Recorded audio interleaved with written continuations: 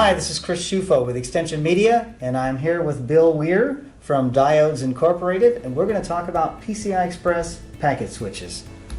Thank you, Chris. Thanks for coming today. To start off with, before we talk about packet switches, we really ought to go up a level and talk about PCI Express. Sure. PCI Express has been around about a decade. Intel initiated that quite a few years ago on their processors, and what it is a serial form of the older PCI. The beauty of PCI Express is it can be serialized and sent out to multiple downstream outputs and applications. So it's a perfect fit for a function like a packet switch. Okay. So it is the I/O of choice for processors to transmit data in and out of the processor. So we'll keep that in mind as we talk about packet switches. So when we talk about packet switches, we really ought to talk about intelligent packet switches versus other kinds of switches that are out there. We shouldn't confuse them. Packet switches have the ability to actually read the address on each packet of PCI Express info as it comes into the switch and can direct it to a number of downstream ports at the same time at real speed. PCI Express operates very fast. 5 gigabits per second is Gen 2, which is the most popular, and there are faster versions. Gen 3 is 8 gigabits per second, and there's even a 16 gigabit per second Gen 4 that will come in the future. All right. So the packet switch itself provides a fan-out function. That's what we call it. Right. So it takes one port in and fans it out to a number of ports downstream. So that allows the processor to actually see a number of more ports so that it can provide more value add and take care of the platform's required functions. All right. So you talked about fan out. Let's go back for just a moment. You also talked about packet switches, but also PCI Express switches. So what's the difference between a PCI Express switch and a packet switch? So a packet switch is actually a PCI Express switch, but not to be confused with a switch that requires intervention to switch its outputs. I see. Okay, we refer to those as maybe unintelligent or dumb switches. Packet switch can do all this on its own. It actually has the ability to read the header, which is all part of the spec, and aim it to a specific downstream port. Okay. So as far as packet switches go, a really good question to ask is, why do you need them? Right. So I think really at the end of the day, it's more about a cost trade-off for the processor vendors.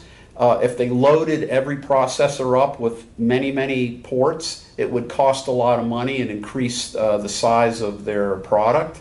So not all applications need packet switches. Okay. So it's nice to have that as an option. You may only have 1 or 2 ports on your processor or FPGA, but you need 5 or 6 downstream.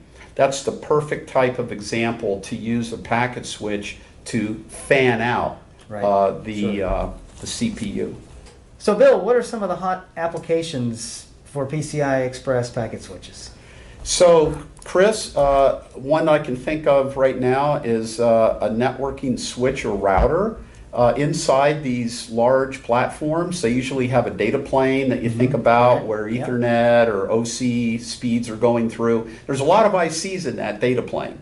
They all need to be controlled, and interestingly, it's called the control plane. You'll find a processor hooked up to a packet switch, which provides the needed number of fan-out ports to be able to control all those ICs in the data plane. So that's a classic example. Okay.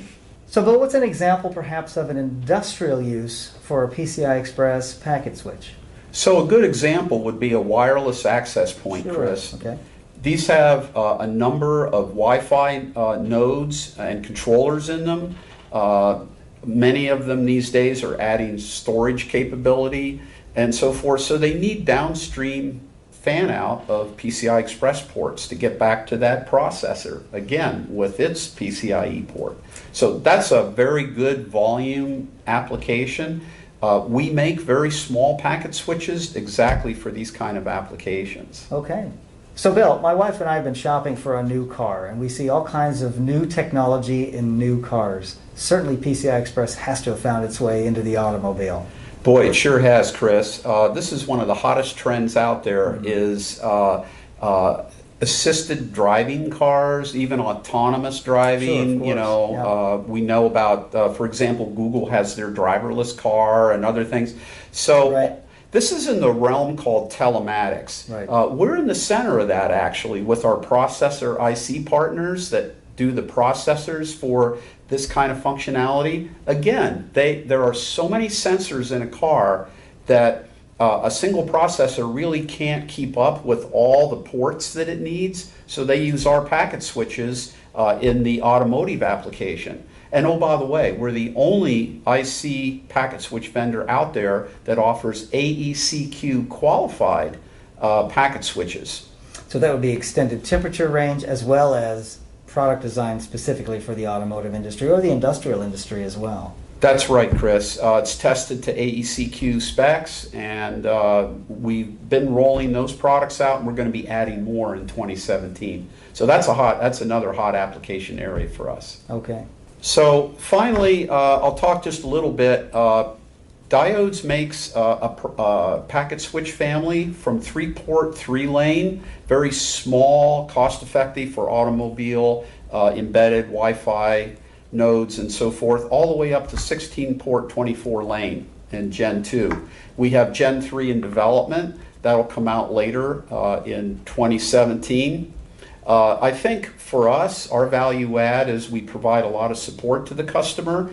In fact, I have some examples of some of the cards that we offer to the customer to plug into a PCIe slot. They can add their downstream endpoints, and they can do adjustments. Now, this is an evaluation card. This is not representative of the actual dip switches, right. Bunch of dip switches Right. there. So this is a card that a customer would typically take from us and maybe do some bench development. We have one of these for every single part that we make in the packet switch family. All right. So that kind of gives you a good feel, I think, overall for our portfolio. Any other questions? No, Bill, I think you've just about covered it. Thank you very much. So this is Chris Schufo here with Bill Weir from Diodes Incorporated. Bill, thank you very much. Thank you, Chris, and I'd like to thank our audience for the time they're taking and listening to us today. Yes, thank you. And this has been PCI Express Packet Switches.